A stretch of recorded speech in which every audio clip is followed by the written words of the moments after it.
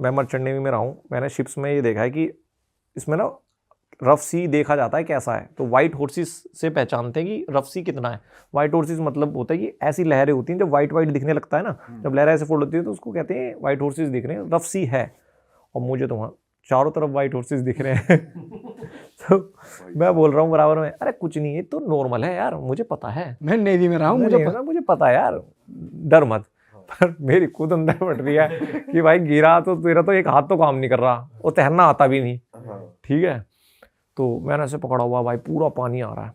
अब दिमाग में हमारी दिक्कत ये हो रही है कि जो वो लहर लग रही थी ना भाई, तो हम बार बार ना पीछे की तरफ हो जा रहे थे, इसलिए हमने इतना टाइट पकड़ा हुआ था। और वो पानी पीछे से भी जा रहा था और कैप्टन तो बैठे थे भाई इंजन के ऊपर, फुल दबा रहे हैं, तो हमें डर था कि एक लहर आएगी कैप्टन को ही ले कैप्टन जाएगी जाएगा और जहाँ कैप्टन गया वहां टीम कहाँ टिकेगी। तो हम तो कहीं टिकेंगे, तो हमें अपने से ज्यादा कैप्टन की फिक्र दी और कैप्टन मैं बार बार बस हर, ये मान लो मुझे भी नहीं पता मैंने कितनी बार कैप्टन कैप्टन बोला होगा, क्योंकि मेरे पे लहर टकराए मैं एकदम बोलूं कैप्टन कैप्टन तो बचे भाई। तो कैप्टन कह रहा ठीक है प्रेजेंट सर। हाँ, मैं वो मतलब अपनी दे रहा था कि सही है सब।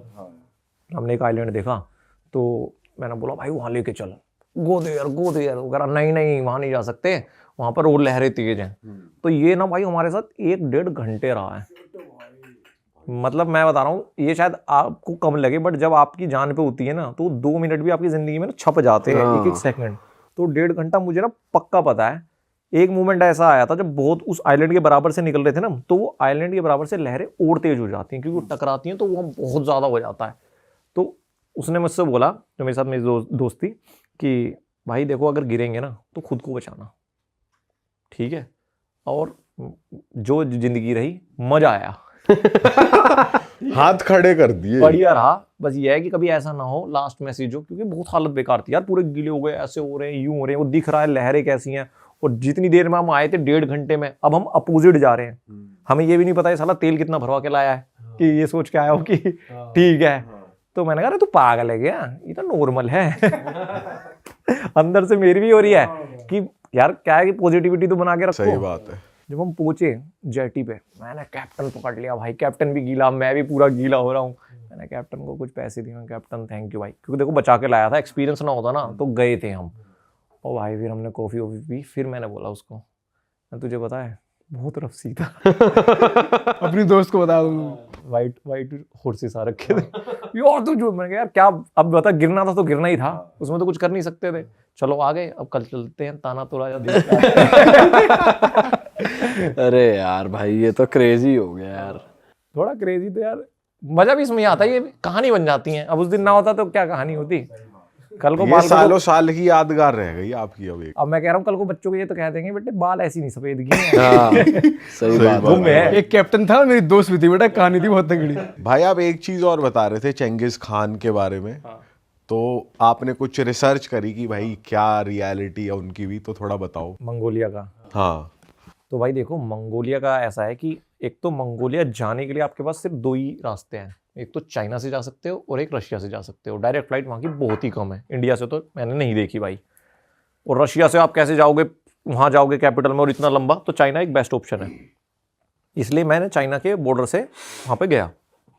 अब मंगोलिया जाने का रीज़न एक तो ये था कि भाई मंगोलिया एक तो बहुत ठंडा देश है, उसके जो पूरा इंफ्रा बोलो या एटमोसफेयर हो बिल्कुल अलग है। वर्ल्ड्स कोल्डेस्ट कैपिटल है वो, वहाँ की राजधानी, उससे ज़्यादा कोल्डेस्ट कैपिटल कहीं भी नहीं है। जैसे यहाँ कुछ तो शहर है, कितना कैपिटल कितना -40। अच्छा ठीक है, अक्टूबर में था भाई -8 -9, तो ठीक है सोचो बाहर निकल रहे हैं आराम से नॉर्मल, उनके लिए -8 ऐसा था जैसे हमारे गर्मी हो रही है। अच्छा हाँ, अब मंगोलिया जाना जाता है चिंगिस खान की वजह से, क्योंकि वो एक ऐसा अकेला इंसान था जिसने इतना बड़ा एम्पायर बनाया। अकेला इंसान मतलब ब्रिटिश एम्पायर तो हो गया, पूरी एक ऑर्गेनाइजेशन हो गई, 16% पूरी पृथ्वी का एक्वायर कर लिया था उसने। हाँ, इतना एग्रेसिव था कहते हैं, बट इंडिया आया था, इंडिया नहीं कर पाया वो। तो ये ले लो चाइना, रशिया और सेंट्रल एशिया और लेके यूरोप तक कब्जा कर लिया था उसने।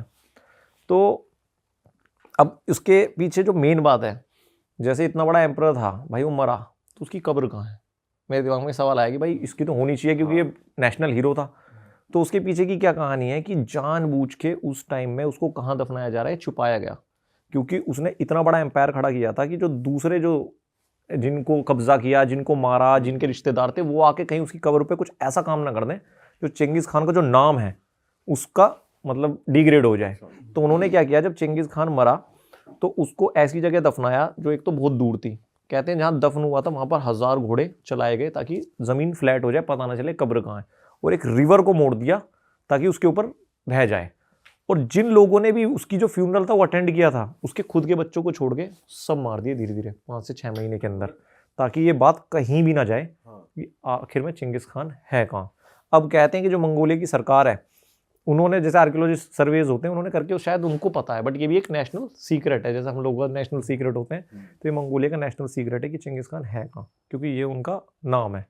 उससे पहले मंगोलिया में कोई सिंगल भाषा नहीं थी, मंगोलियंस को मंगोलिया नहीं बोला जाता, ये अलग अलग थे, तो वो एक ही जगह लेके आया, एक भाषा बनाई, तो इसलिए उसका बहुत नाम है भाई, ये है। अच्छा भाई, एक कंट्री है जो बहुत फेमस हो रही है इंडियंस के लिए, बहुत लोग वहाँ फ्लाइट पकड़ के जा रहे हैं, कजाकिस्तान आजकल बहुत फेमस है रील पर आपका थोड़ा एक्सपीरियंस सही नहीं रहा वहाँ के कुछ लोगों के साथ, तो क्या सीन था वो मैं चाहता हूँ आप बताओ ऑडियंस को।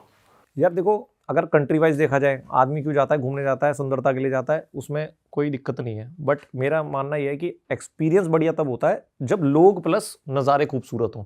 कई जगह नज़ारे भी अच्छे नहीं थे, इंडोनेशिया में मैं तुम्हें बताऊं तो शायद उतना नहीं बोल सकता कि बहुत वो है, बट वो लोग बहुत अच्छे हैं, इसलिए बार बार मैं वहाँ जाता हूँ, ऐसा लगता है अपना सा है।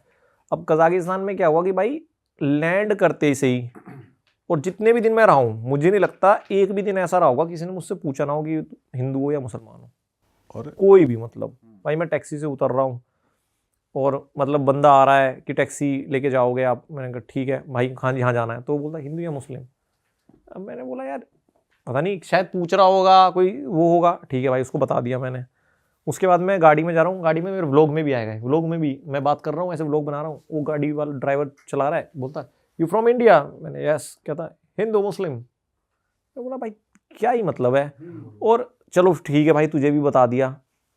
मेरे जो हॉस्टल में जो पोंछा लगाती है, मतलब बाथरूम साफ करती थी, 2-3 मैं 4-5 दिन था एक ही हॉस्टल में, तो हो जाता ना थोड़ा आप फ्रैंक हो जाते हो, तो एक दिन हम खाना बनाए थे, उसको ऑफर किया, काफ़ी अच्छी उससे बातचीत थी, तीसरे दिन उसने भी पूछ लिया, फिर उसका बिहेवियर थोड़ा सा अलग हो गया। मैं वो काम कर रहा था कि यहाँ सब खाना खाते हैं, आप अंदर काम कर लो, ये कर लो, रूड हो जाता थोड़ा है, अजीब सा बिहेवियर हो जाता भाई उनका, ये बोलते ही ना, तो ये मुझे ठीक नहीं लगा कि एक अगर आपको टूरिस्ट कंट्री बनना है तो इस तरीके का। और किसी कंट्री में देखा है आपने ऐसा? भाई मैंने तो नहीं देखा, रिलीजन पे तो कहीं भी नहीं देखा, उनको है थोड़ा ऑब्सेशन। इंडियंस को लेकर बिहेवियर अलग देखा है आपने चाइना, जापान या कहीं पे? क्योंकि जैसे जापानीज थोड़े शांत नेचर के हैं, इंडियंस को कहा जाता है बहुत लाउड होते हैं और हो हल्ला करते हैं, तो ऐसा कुछ देखा आपने जापानीज में या किसी और कंट्री में इंडियंस के प्रति बिहेवियर? यार मैंने तो नहीं देखा, कहीं भी नहीं देखा, भेदभाव देखा ही नहीं मैंने, सच बताऊं तो कहीं भी। वो जो चाइना वाली बात भी बता रहा था, हो सकता है उसकी कुछ अलग पॉलिसी हो, तो मैं ये नहीं बोल सकता भेदभाव है, बट यहाँ देखा कि ये हिंदू मुस्लिम करते हैं, तो जज करते हैं फिर तुमको, ये फिर वो जानकर कि तुम बिहेवियर हिंदू आपको हो। वहीं दिख जाता है कि इस बंदे का बिहेवियर थोड़ा सा चेंज हो चुका है, कि अलग है वो। जैसे मैंने, हाँ ये मैंने वहाँ देखा है, सही बोल रहे हो, कि इजिप्ट में, इजिप्ट की रील भी आपकी बहुत फटी थी ना, कि वो पानी की बोतल का रेट हर दुकान पे अलग होगा। वो बंदे यार अलग ही हैं यार, वो तो मतलब मुझे ऐसा लगता है कि उनको ऐसा लगता है कि ये पागल हैं, इनको कुछ पता ही नहीं है। आप एक ही स्टॉल पे अब खाना खाया आपने, अब दोबारा जाओगे उसको आपको अलग पैसे बताएगा, कोई फिक्स्ड मेन्यू नहीं होता उनका। टूरिस्ट को तो बिल्कुल लूटते हैं भाई वो, और आप इरिटेट हो जाते हो। देखो हमारे यहाँ भी अंग्रेजों को किया जाता है, बट एक लिमिट होती है। अगर आप आसपास के लोगों से बोलोगे भाई मेरी हेल्प कर दे, तो आपको पता है इंडियंस का बिहेवियर भाई अड़ जाएंगे, आपकी हेल्प करेंगे, वहाँ के लोकली मजाक लेने लगते हैं, आपकी हंसने लगेंगे। बोतल का देखो मैंने कितना रैंडम, मैं इतना श्योर था कि मैं किसी भी शॉप में जाऊँगा तो वही ठगेगा। मैंने व्लॉग बनाया, मैं उसमें गया और मेरे पास कैमरा है, कह रहा है 20, फिर 15, फिर 10, फिर 10 दे दो, फिर 5 दे दो। तो ऐसा थोड़ी ना होता है कि इतना फ़र्क होता है भाई।